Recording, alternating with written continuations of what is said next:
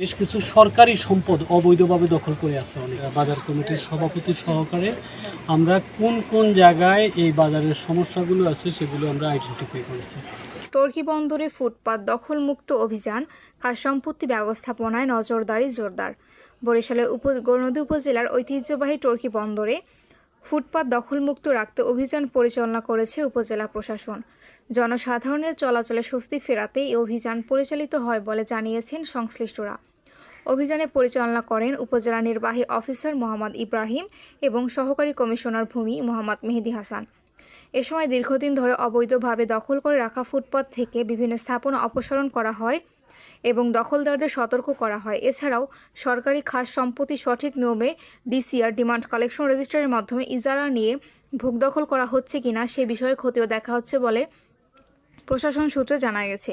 অনিয়ম পেলে প্রয়োজনীয় আইনানুগ ব্যবস্থা গ্রহণ করা হবে বলে জানিয়েছেন সংশ্লিষ্ট কর্মকর্তারা।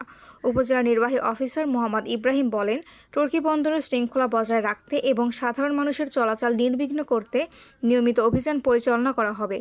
সহকারী কমিশনার ভূমি মোহাম্মদ মেহেদি হাসান জানান, সরকারি খাস জমি যেন সঠিক নিয়মে ইজারা নিয়ে ব্যবহার করা হয় সে বিষয়ে আমরা কঠোর অবস্থানে রয়েছি। কেউ অনিয়ম করলে তাকে ছাড় দেওয়া হবে না।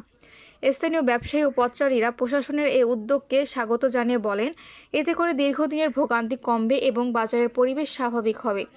প্রশাসনের পক্ষ থেকে জানানো হয়েছে, টর্কি বন্দরে শৃঙ্খলা ফিরিয়ে আনতে এ ধরনের অভিযান অব্যাহত। বেশ কিছু চান্দিনা বিটিগুলো দেখেছি যেটা প্রকৃত ব্যবসায়ীর হাতে নাই।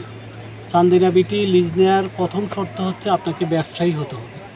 রাস্তা মেরামতের জন্য এবং ড্রেন মেরামতের জন্য আমরা একটা ঠিকাদারি প্রতিষ্ঠানকে আমরা টেন্ডার দিয়েছি যে কালকে আমরা তাকে শোকজ নোটিশ করব। সে নির্ধারিত সময়ের মধ্যে আমাদের যেই রাস্তা এবং ড্রেনের কাজ আছে সেইটা আমাদেরকে বুঝিয়ে দিতে পারে কিনা। টর্কি বাসাইল খাল এটা মাননীয় প্রধানমন্ত্রীর সেই প্রকল্পে চলে যাবে। সেক্ষেত্রে আমরা এই খালটাকে সেই প্রকল্প থেকে খনন করে ফেলব। কাজের সাথে আমরা ওয়াকওয়ে তৈরি করে দিব যাতে অবৈধ দখলদাররা ওই ওয়াকওয়েটা পাস করে এই পাশে চলে এসে খালগুলোকে অবৈধভাবে দখলে নিয়ে যেতে না পারে।